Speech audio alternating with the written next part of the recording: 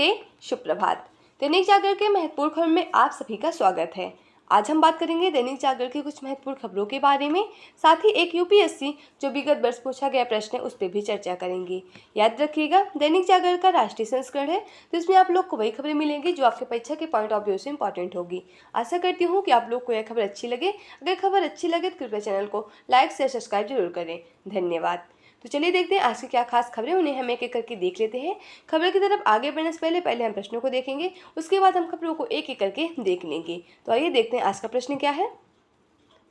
यह सिविल सेवा परीक्षा विगत वर्ष 2011 का प्रश्न है।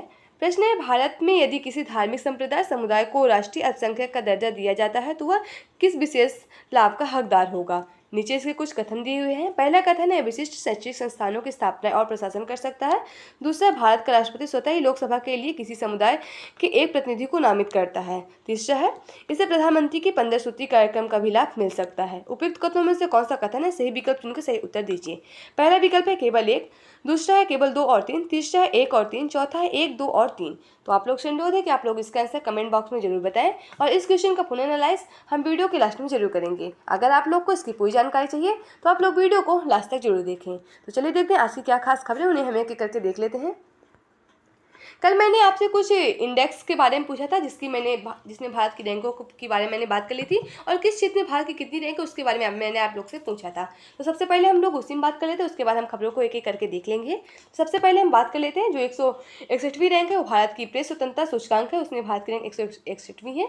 भ्रष्टाचार सूचकांक जिसमें भारत की रैंक 93 है और लैंगिक अंतराल सूचकांक जिसमें भारत की रैंक 127 है। हंगर इंडेक्स जिसमें भारत की रैंक 111 है। ये काफ़ी विवादित मामला भी है क्योंकि जो हमारा पड़ोसी देश है पाकिस्तान, उसकी रैंक हमसे ज़्यादा है, इसलिए इसमें काफ़ी विवाद भी चला, इसको मान्यता नहीं दी गई, लेकिन फिर भी जो इंडेक्स जारी हुआ है वो 111 है। वही आप लोग बात कर ले ग्लोबल फायर इंडेक्स की, उसमें भारत की रैंक 4थी है और पर्यावरण परफॉर्मेंस इंडेक्स जिसमें भारत की रैंक 7वीं है। तो आप लोग इसे जरूर नोट डाउन कर लीजिए, जो आपके परीक्षा पॉइंट व्यू से काफ़ी इंपॉर्टेंट हो जाता है। क्योंकि आप अगर किसी कम्पिटेटिव एग्जाम की तैयारी कर रहे हैं, अगर आने वाले आप कम्पिटेटिव एग्जाम में देखेंगे तो उसमें भारत कि ये कहीं ना कहीं क्वेश्चन आप लोग को जरूर मिलेगा, तो इसे आप लोग जरूर नोट डाउन करिए। और अभी हाल ही में भारत के मानव विकास सूचकांक जो अभी इंडेक्स जारी हुआ है तो उसके बारे में आप लोग जानते रहिए। भारत की जो रैंक है 134वीं रैंक है, तो इसके बारे में अभी आप लोग जानते रहिए। तो चलिए देखते हैं आज की क्या खास खबरें हैं। चुनावी बॉन्ड में नंबर जारी नहीं करने पर सुप्रीम कोर्ट ने उठाया सवाल। पूछा, एसबीआई से पूछा क्यों उजागर नहीं किए गए ब्रांड का नंबर और जारी किया नोटिस। कहा, सारी जानकारी उजागर करना एसबीआई का कर्तव्य है। सर्वोच्च अदालत इस मामले पर अब सोमवार को करेगी सुनवाई। ये पूरे जो चुनावी बॉन्ड है इसके बारे में मैंने आप लोग को एक वीडियो में पूरी जानकारी दे दी है। पहले इसकी क्या पृष्ठभूमि थी, पहले चुनावी बॉन्ड कैसे काम करता था, बाद में जब ये चुनावी बॉन्ड नया प्रावधान आया 2017 में तो ये तब कैसे काम कर सकता है, काम करता है, इसमें क्या क्या प्रावधान किए गए हैं और कौन से राजनीतिक दल को चुनावी बॉन्ड मिल सकते हैं और इसके क्या लाभ भी हो सकते हैं, इसके बारे में मैं आप लोग को पूरी जानकारी दे चुकी हूँ। तो इससे आप लोग उस वीडियो जरूर देख लें ताकि आप लोगों को जो भी डाउट हो वो पूरा क्लियर हो जाए। तो आज हम बात कर लेते हैं जो सुप्रीम कोर्ट है, हमारी सर्वोच्च अदालत है, संविधान के अनुच्छेद 128 तहत इसकी बात की गई है। इसकी स्थापना 28 जनवरी 1950 को हुई थी। नई दिल्ली में इसका हेडक्वार्टर देखने को मिलेगा, तो इसके बारे में आप लोग जानते रहिए। सुप्रीम कोर्ट आबकारी घोटाले में कविता गिरफ्तार। पिछले 1 साल में पूछताछ करने की कोशिश कर रही थी ईडी और सुप्रीम कोर्ट की वजह से रुकी थी, नहीं कर पा रही थी गिरफ्तार। साउथ लॉबी की ओर से 100 करोड़ की अग्रिम रिश्वत देने के लिए आरोपित हुई है। अब देख रहे हैं आबकारी घोटाला, यानी देख रहे हैं जो शराबी मामले का घोटाला होता है ना, उसी की बात हो रही है। अगर हम ईडी की बात करें, ईडी यानी प्रवर्तन निदेशालय की बात हो रही है। 1 मई 1956 में इसकी स्थापना हुई थी। नई दिल्ली में आपको इसको हेडक्वार्टर देखने को मिलेगा और ये पूरी एजेंसी है ईडी, ये आपको बता दें ये वित्त मंत्रालय के अधीन गृह मंत्रालय के अधीन ये कार्यरत है। इसके बारे में आप लोग जानते रहिए, राजस्व एवं गृह मंत्रालय के अधीन कार्य करती है। सीएए पर भारत को नसीहत न दे अमेरिका, भारत कह रहा है अमेरिका आपत्तियों पर भारत की 2 टूक, वोट बैंक की राजनीति ना करें। अब देख रहे हैं कि जो सीएए कानून अभी लागू हुआ है, नागरिकता संशोधन एक्ट 2019, जिसे पारित 2019 में ही कर दिया, जिसमें मतलब लोकसभा, राज्यसभा और राष्ट्रपति की पूरी जो अनुमति वो 2019 में मिल गई थी, लेकिन अभी इसे पारित अभी हाल ही में किया गया है। इसमें कहा इसमें जो प्रावधान है इसमें है कि कहा कि भारत ने बांग्लादेश, अफगानिस्तान, पाकिस्तान कि जो भी अल्पसंख्यक हैं, मतलब मुस्लिमों गैर मुस्लिम के अलावा जो भी अल्पसंख्यक जैसे बौद्ध, जैन, पारसी, सिख, ये सारे समुदाय, इनको भारत में नागरिकता देने का प्रावधान किया गया है इस पूरे कानून में। और इसमें एक प्रावधान ये भी है कि उन्हीं लोग को नागरिकता प्रदान की जाएगी जो लोग 31 दिसंबर 2014 से पहले भारत आए होंगे, उन्हें ही ये नागरिकता भारत प्रदान कर देगा। और इसमें बहुत सारा विरोध भी हुआ, क्योंकि इसमें जो मुस्लिम समुदाय है उसे नहीं शामिल किया गया, लेकिन इस प्रावधान में कहा गया है कि जो मुस्लिम समुदाय है उसकी काफ़ी ज़्यादा मेजोरिटी देखने को मिलती है, इसीलिए उसे शामिल नहीं किया गया है। देख रहे हैं उसी पे काफ़ी जो विपक्ष के नेता है वो भी इसमें मतलब विरोध उठा रहे हैं, मतलब उसका भी विरोध कर रहे हैं कि जो भी हुआ ये गलत है। बिहार में शिक्षक भर्ती का पेपर लीक, हिरासत में 300 परीक्षार्थी। अब देख रहे हैं कि जो मामला है परीक्षा लीक का, ये ना तो उत्तर प्रदेश में सीमित है ना ही राजस्थान, ये पूरे राज्य में ही देखने को मिलता है। इसीलिए राज्य से मतलब अपील है कि जो भी ये चुनाव कराते हैं उन लोग से अपील है कि इनमें कड़ी सी कार्रवाई करी जाए और जो निगरानी है वो पूरी अच्छे तरीके से कराई जाए, क्योंकि इसमें बच्चों का काफ़ी ज़्यादा टाइम बर्बाद होता है और लोगों को आने जाने के जो संसाधन के खर्चे होते हैं वो, क्योंकि सारे लोग तो इतने अमीर नहीं होते ना कि अपना एक बार तो बड़ी मुश्किल से पेपर देने जाते हैं, इतने दूरी सेंटर जाता है, उसी पे उनका टाइम बर्बाद भी होता है। इसी तरह इन्हीं से अपील है कि सरकार से अपील है कि ऐसे कड़ी से कड़े प्रावधान लाए जाए ताकि जो ये करते हैं घोटाले, परीक्षा में घोटाले करते हैं, उन्हें कड़ी से कड़ी सजा दिलाई जाए। आपको पता ही होगा कि अभी हाल ही में जो यूपी पुलिस का एग्जाम हुआ था उत्तर प्रदेश में, वो भी लीक हो गया है। राजस्थान में हुआ था आरओ का, वो भी लीक हो गया है। उसी के लेकर ये अभी हाल ही में बिहार में शिक्षक भर्ती का हुआ तो वो भी लीक हो गया। तो इसी पे सरकार से अनुरोध है कि इसमें कड़े से कड़े प्रावधान किए जाए। आपको पता है कि बच्चे घर नहीं पहुँचते होंगे, उससे पहले पता चलता है कि पेपर लीक हो गया, तो सोचिए उन बच्चों पर क्या बीतती है। लोकसभा चुनाव की घोषणा आज, 7 चरणों में हो सकते हैं चुनाव। दोनों नए चुनाव आयुक्तों के कामकाज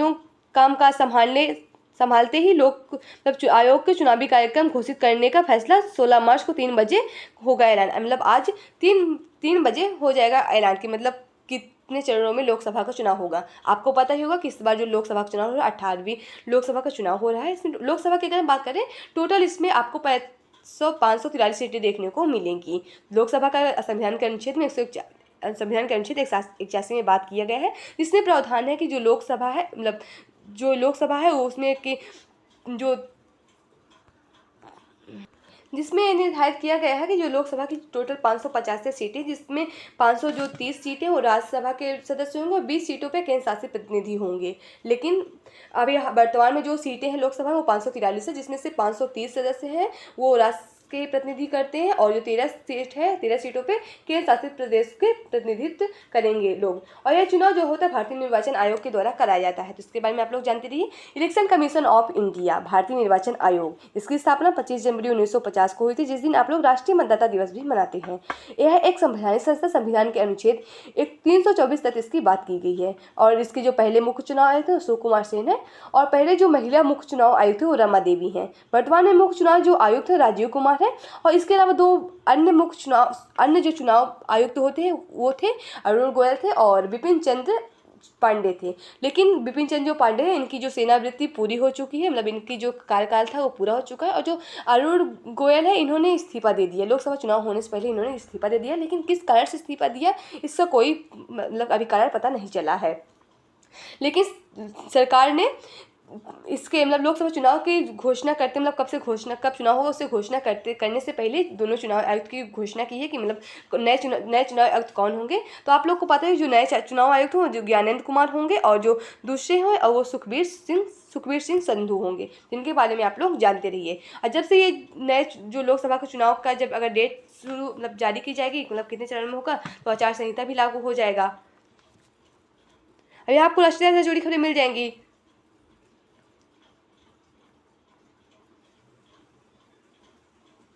अब देख रहे हैं लोकसभा का चुनाव आने वाला है ना, उसी पे लेकर सभी पार्टियां एक दूसरे पे आरोप प्रत्यारोप लगा रही हैं और जो सभी पार्टियां हैं वो अपने प्रत्याशियों को लिस्ट जारी करेंगी कि कौन से प्रत्याशी किस तरह से चुनाव लड़ेंगे। तो उन्हीं की बातें हो रही हैं। अभी आप देख रहे हैं भाजपा की दो पंक्ति आ चुकी है, 2 लिस्ट जारी हो चुकी है, जिसमें पूरे टोटल जितने भी बचे उससे आप लोग देख लीजिएगा। आप लोग बस इतना याद रखिए कि ये जो चुनाव होता है ये चुनाव कराता कौन है, तो आपको पता है भारतीय निर्वाचन आयोग के द्वारा कराया जाता है। और ये किस राज्य में हो रहा है, उस राज्य की क्या क्या सीटों की प्रावधान है, इन सब चीज़ों के बारे में आप लोग जानते रहिए ताकि आप लोग को इससे पता चलेगा कि किस राज्यों में कौन सी पार्टी कितने सीटों पे चुनाव लड़ रही है, जिसे भी आप लोग जानते रहिए। चलिए देखते हैं आज की क्या खास खबर है, उन्हें हम एक एक करके आगे देख लेते हैं। आप लोग को यहाँ पर पूरा जो राजनीति चल रही है ना, वही देखने को मिलेगा। यह आप लोग का संपादकीय बातें आप लोग के लिए प्रीलिम्स मेंस इंटरव्यू अन्य प्रतियोगी से जुड़ी खबरें मिल जाएंगी, जिससे आप लोग जरूर पढ़िए। जो चुनावी चंदा था, चुनावी बॉन्ड योजना प्रधान, तो इसके लिए कुछ यहाँ पास आर्टिकल दिए, अगर आप लोग उसे पढ़ना चाहते हैं तो उसे भी आप लोग पढ़ लीजिए। आम सहमति से संभव एक देश एक चुनाव। हमारे देश से पूरे वर्ष में किसी न किसी राज्य में विधानसभा के अलावा स्थानीय स्तर के चुनाव का आयोजन कर चला आ रहा है। इसके समाधान हेतु एक देश एक चुनाव वन नेशन वन इलेक्शन की संभावनाओं को टटोलने के लिए पूर्व राष्ट्रपति रामनाथ कोविंद की अध्यक्षता में एक उच्च स्तरीय समिति का गठन किया गया था, जिसका नाम था कोविंद समिति, जिससे अपनी रिपोर्ट राष्ट्रपति को सौंप दी है। अभी हाल ही में कल उसने अपनी रिपोर्ट राष्ट्रपति को सौंप दी है, अधिकांश दलों ने इसके प्रति अपनी सहमति जताई, और परंतु जो दल असहमति जहाँ उनकी चिंताओं को समझते हुए इस दिशा में आम सहमति कायम की जा रही है। देखने अभी एक राष्ट्र एक चुनाव की जो पूरी रिपोर्ट है उसे राष्ट्रपति को सौंप दी गई है ना, उसी की बातें हो रही हैं। वन नेशन एक वन इलेक्शन, इसमें आपको कहा गया है कि जो लोकसभा और विधानसभा का जो चुनाव है एक साथ कराने की बात की गई है। यहाँ आपको अंतर्राष्ट्रीय जुड़ी खबरें मिल जाएंगी। अब देख रहे हैं इजराइल और हमास का जो संघर्ष चल रहा है। गाजा में खाने का इंतजार करते लोगों पर फायरिंग में मरे 29 लोग। अब देख रहे हैं इसमें मानवता का बहुत ज़्यादा हानि हो रही है। चल तो रहा है 2 देशों में, लेकिन जो लोग इसमें कोई भी उसमें वो नहीं है, जिनकी इसमें कोई भूमिका नहीं है, जो लोग निर्दोष है उनकी भी मृत्यु हो रही है, जिसमें काफ़ी मानवता का वो भी हो रहा है। इसलिए आप लोग इससे पढ़ लीजिए, देखते हैं इसका कब ये समाप्त होता है। और एक तरफ यूक्रेन और जो रूस का चल ही रहा है, 2 साल इसको पूरे होने को है। दिल्ली के उदय भाटिया और हरियाणा की मानसी गुप्ता को डायना स्मृति पुरस्कार। डायना स्मृति पुरस्कार उन युवाओं को सम्मानित करता है जो दूसरों के जीवन को बेहतर बनाने के लिए काम करते हैं। वेल्स की राजकुमारी डायना के नाम पर इस पुरस्कार की स्थापना 1999 में मॉर्डन ब्राउन की अध्यक्षता वाले एक बोर्ड द्वारा की गई थी। उदय के आविष्कार से बिजली कटौती के दौरान लोगों को मिल सकती है राहत। देख रहे हैं नए जो उनके तकनीकी का प्रयोग किया ना, उसी के लिए इनको यह पुरस्कार प्रदान किया गया है। यहाँ भी आपको खेल से जुड़ी खबरें मिल जाएंगी। इस समय देख रहे हैं ना, IPL में अभी रणजी ट्रॉफी प्राप्त हुई है। मुंबई इंडियंस जो मुंबई टीम थी, उन्हीं पे लेके कुछ लोगों के साक्षात्कार हैं। आप लोग को पढ़ना तो पढ़ लीजिए। बाकी तो आप लोग क्रिकेट बहुत अच्छे से देख रहे हैं, क्योंकि सभी को पसंद होता है। अब यहाँ देख रहे हैं महिला को जो IPL चल रहा है ना, उसी की बात हो रही है। RCB ने मुंबई को किया बाहर। तो इन्हें भी आप लोग देखते रहिए। आप लोग बस इतना याद रखिए कि कौन से खिलाड़ी किस खेल से संबंधित है। तो इन लोग के बारे में अगर आप लोग जानते रहेंगे तो आपको काफ़ी जानकारी मिल सकती है। यहाँ आपको परीक्षा के पॉइंट से जनरल से जुड़ी खबरें मिल जाएंगी, जिसे आप लोग जरूर पढ़िए। अमेरिका में पहला तरल ईंधन वाला रॉकेट किया गया लॉन्च।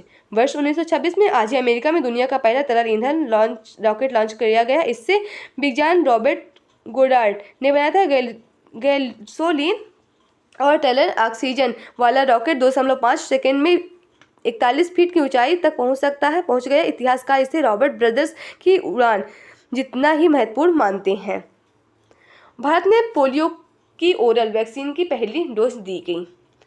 1995 में आज ही WHO के अभियान के हिस्से के रूप में भारत में पोलियो की ओरल वैक्सीन की पहली डोज दी गई। भारत में पोलियो की आखिरी मामला 13 जनवरी 2011 को पाया गया और मार्च 2014 में WHO ने देश को पूरा पोलियो मुक्त घोषित कर दिया था। WHO ने वर्ल्ड हेल्थ ऑर्गेनाइजेशन की बात हो रही। 7 अप्रैल 1965 में इसकी स्थापना हुई थी। इसके बारे में आप लोग जानते रहिए। 7 अप्रैल 1948 में इसकी स्थापना हुई थी। जिनेवा स्विट्जरलैंड में आप लोग को इसका हेडक्वार्टर देखने को मिलेगा। इधर आप लोग को मूवी से जुड़ी खबरें मिल जाएंगी। अगर इंटरेस्ट हो पढ़िए ना तो कोई बात ही नहीं। तो अच्छी खबरें समाप्त होती है। आशा करती हूँ कि आप लोग को यह खबर अच्छी लगे। अगर खबर अच्छी लगे तो कृपया चैनल को लाइक से सब्सक्राइब जरूर करें। अगर आप लोग के पास कोई सुझाव है तो भी आप लोग हमसे साझा कर सकते हैं। चलिए देखते हैं आज का जो प्रश्न था उसका हम लोग विश्लेषण देख लेते हैं। आज का प्रश्न था, भारत में यदि किसी धार्मिक संप्रदाय समुदाय को राष्ट्रीय अल्पसंख्यक का दर्जा दिया जाता है तो वह किस विशेष लाभ का हकदार होता है। जिसका सही जवाब होगा ऑप्शन सी, यानी 1 और 3। तो आइए हम लोग इसका विश्लेषण देख लेते हैं। भारत ने मुसलमान, सिखों, बौद्ध, जैनियों, ईसाइयों और पारसियों को भारत सरकार द्वारा अल्पसंख्यक धार्मिक समुदाय के रूप में अधिसूचित किया गया था। ऐसे कुछ विशेष लाभ हैं जिनके कारण ये सभी समुदाय भारत के संविधान के साथ साथ विभिन्न अन्य विधायी और प्रशासनिक उपायों के तहत हकदार हैं। भारतीय संविधान के अनुच्छेद 30 धार्मिक एवं भाषाई अल्पसंख्यकों को अपनी पसंद के शैक्षणिक संस्थानों की स्थापना और प्रशासन करने के लिए अधिकार बरकरार करता है। अतः कथन एक सही है। भारत के राष्ट्रपति के लिए किसी अल्पसंख्यक धार्मिक समुदाय के सदस्य को लोकसभा के लिए स्वचलित यानी स्वयं को चुनने के लिए रूप में नामित करने का कोई प्रावधान नहीं है। यह प्रावधान पहले एंग्लो इंडियन समुदाय के सदस्यों के लिए संविधान के अनुच्छेद 331 के तहत उपलब्ध था। अतः कथन दो सही नहीं है। आप लोग ये बताइए कि जो एंग्लो इंडिया का प्रावधान था इसे किस संविधान संशोधन के तहत किस संशोधन करा के संविधान कौन सा संशोधन करके हटाया गया था, जिससे भी आप लोग कमेंट बॉक्स में जरूर बताएं। भारतीय संविधान का अनुच्छेद 30 में धार्मिक एवं भाषाई संस्थानों की स्थापना और प्रशासन के अधिकार को बरकरार रखता है। अतः कथन एक सही है। धार्मिक अल्पसंख्यक प्रधानमंत्री के 15 सूत्री कार्यक्रम के लाभ प्राप्त कर सकता है और यह कार्यक्रम शिक्षा, कौशल विकास, रोजगार और सांप्रदायिक संघर्षों की रोकथाम के क्षेत्र में अल्पसंख्यकों के कारण सुनिश्चित करने हेतु वर्ष 2005 में शुरू किया गया था। पर जो 15 सूत्री प्रधानमंत्री की है ना योजना, उसी की बात हो रही है। तो आज की खबर समाप्त होती है। आशा करती हूँ कि आप लोग को यह खबर अच्छी लगे। धन्यवाद।